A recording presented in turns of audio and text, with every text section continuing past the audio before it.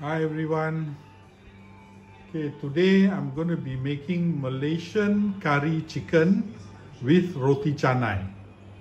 Okay, here are the ingredients that you will need. Okay, this is candelnut, serai, ginger, garlic, belacan, which is optional. If you have belacan, you can use. If you don't want to use, you don't have to use. All right. If you add the belacan, it'll be more flavorful. And onions. Okay. Now all this you're going to grind into a paste together with. Here I have about 7 dried chilies that I've deseeded and soaked to soften up. Now you can lessen this dried chili and add some fresh red chili if you want. Okay, that is totally alright also, which you grind together with all this. Right? Then you have curry leaves, cinnamon, star anise and cloves, coconut milk, about 200 ml, and this is mint curry powder, some potatoes, and I will be using much lesser chicken from the recipe in the description box. I'll be using just half a chicken. The chicken you need to marinate with the curry powder and a little soya sauce. Okay, I put about 1 1/4 teaspoon of mint curry powder and 1 tablespoon of light soya sauce. So marinate the chicken, mix all this up and marinate it for about an hour or so before you cook. Okay, I've added in all the ingredients into the grinding jar and added some water, as you can see. Okay, so just grind this into a fine paste. Okay, let's begin cooking. So first heat up some oil, make sure it's warm already. Add in your cinnamon, star anise and your few cloves. Okay, now just fry this until it's aromatic. Okay, once the aroma is coming out, now you can add in your turmeric, about 1 teaspoon, and your curry leaves. Okay, I always put in the curry leaves first because I want it to get fried a little bit and let all the curry leaf flavor come out. Now I'm using quite a bit of oil because I'm going to be frying the paste, alright? Once the curry leaves is aromatic, add in your grinded spices, your grinded paste.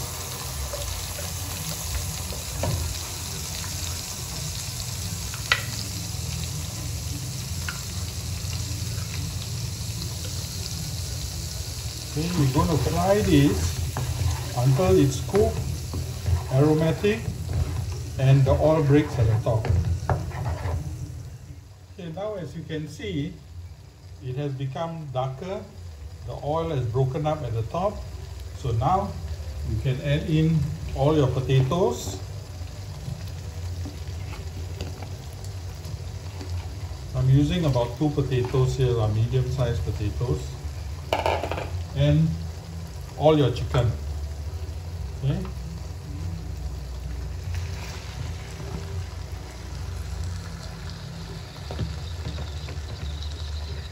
Once you add all that in, give it a good mix. Okay, you want all the spice paste to be mixed together, and just get the chicken mixed together with the spices, and it gets a little bit cooked on the outside. Okay, once this is done, just leave it for maybe 2 minutes before you add in some water, right? Okay, now you can add in some water, but don't add too much water because the chicken will give out some water.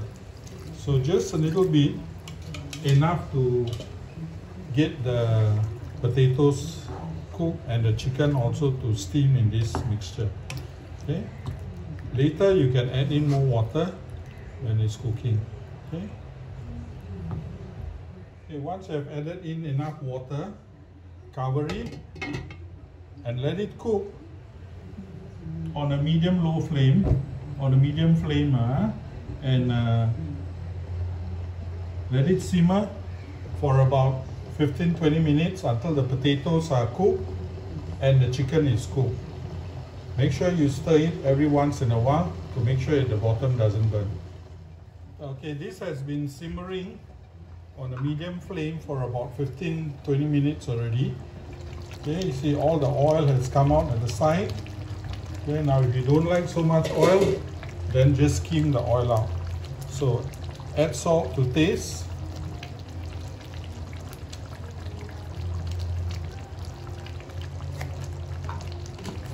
And mix it up well and continue cooking this until the potatoes are cooked.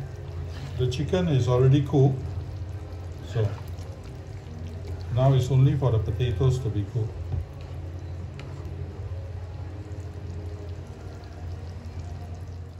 Okay, the potatoes are soft already, so now you add in your coconut milk.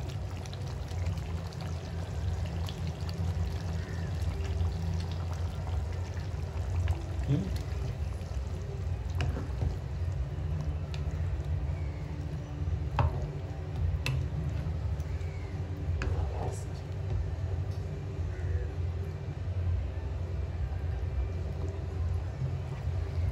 Now I didn't use the whole packet of coconut milk. This is about half to 3/4. You just look at the color and see how it is.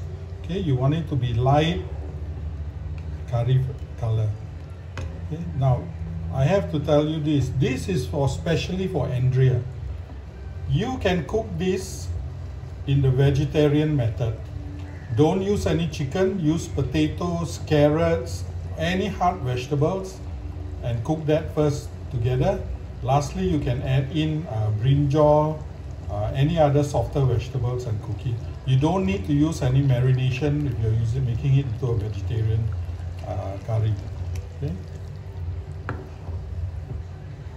So now just stir, let it simmer for a while until it's cooked. Taste to your likeness, then you can turn off the flame. Next, I will show you how to make the roti canai. Here I've added in all the coconut. It tastes really good. Now this is actually called Malaysian chicken curry. Singaporeans call it Singapore curry chicken. The Nyonya people call it Nyonya curry chicken. Okay? So it's all the same recipe. So next will be the roti canai. So now I'm going to make the roti canai. Okay? So this is a very simple recipe. I'm adding in about 2 cups of flour. I'm just making a small amount. Okay. Add it to a bowl.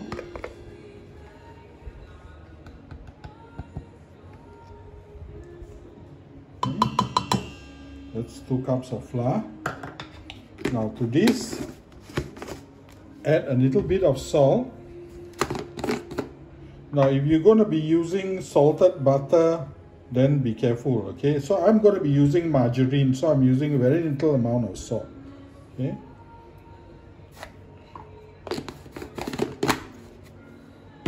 Mix this all together.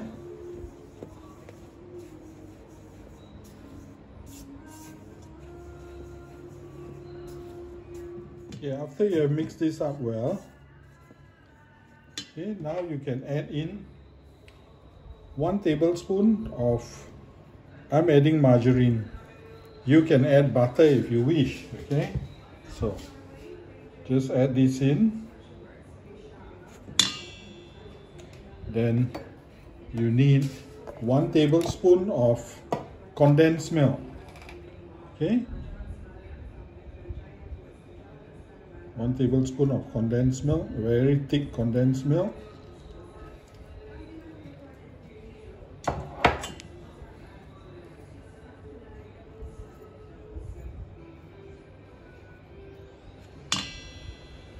Okay. And then you add in, now I'm using 2 cups of flour only, so I'm going to be using about maybe 1/3 of an egg. That's about it. Okay, that should be enough. Okay. So, give this a mix.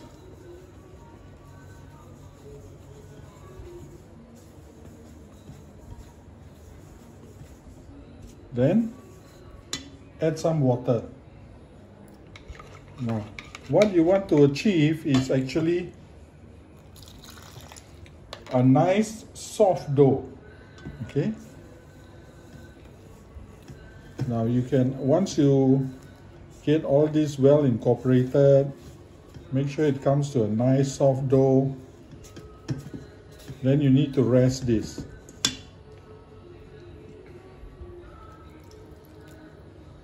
How much water, all this depends on where you live and the weather itself, okay?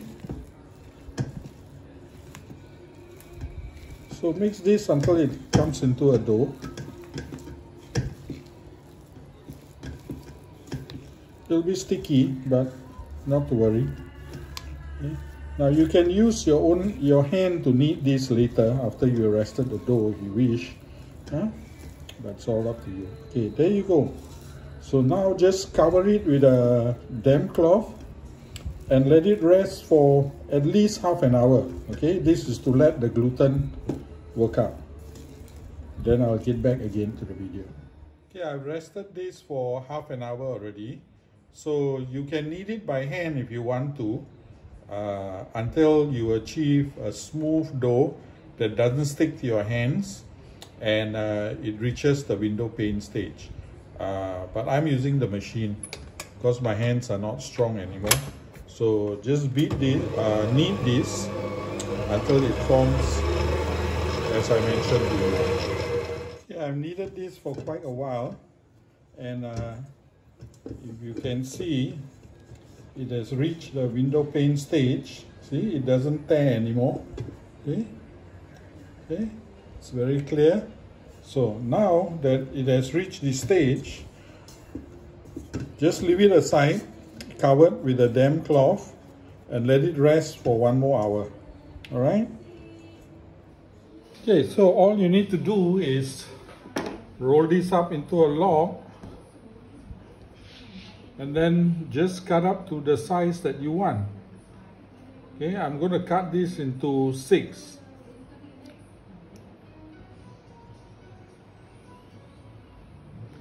The bigger you have the dough size, then the bigger your roti canai is going to be. So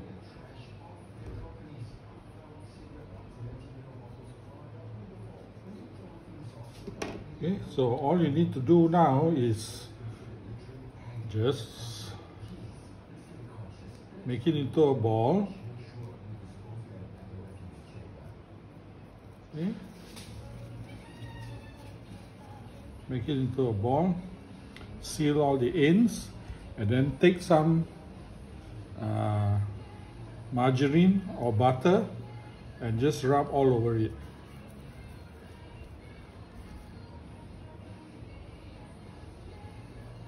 Okay. Make sure it's well coated with the margarine or butter, and then set it aside. Another one.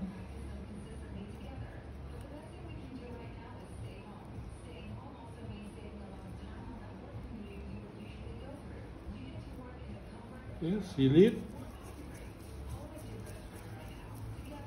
make it into a ball, then add margarine all over it or butter if you're using it. Now, after you have done this, you need to let this rest for at least about 3 hours. Okay? Now, the best outcome would be if you keep this overnight. Okay, you can store it in the fridge. I'm putting it in a container, in a Tupperware container, and I'm going to store it in the fridge overnight. And then tomorrow, after I cook the curry, then I will make the roti canai. Okay, now to make the roti canai. So get something to make the roti canai. put some oil.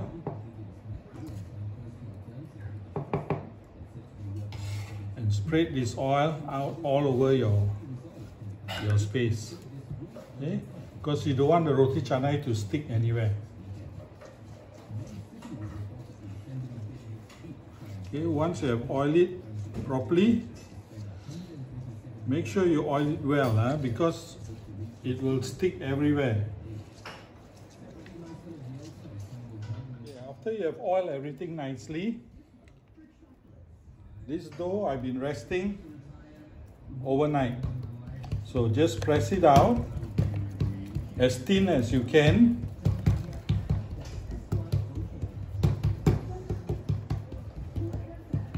Especially the edges. Okay, and then just pull it. Keep pulling until you can get it as thin as possible.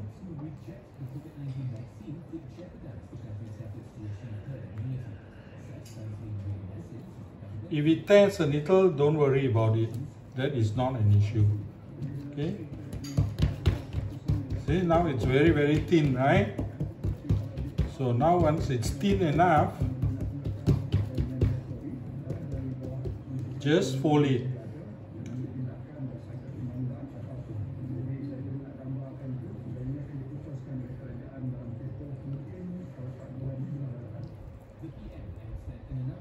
Okay, just fold it,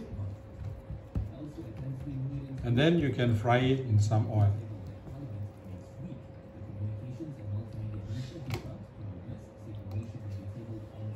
So heat up a pan, and then just put in your roti canai. Okay, just slowly fry it until it's slightly brown at the bottom. Just flip it as you fry it. Okay, it will puff up a little bit because of the folding of the dough. Okay. Okay, here we are, roti canai with Malaysian curry chicken. So now can cekik, can wallap. Bye everybody.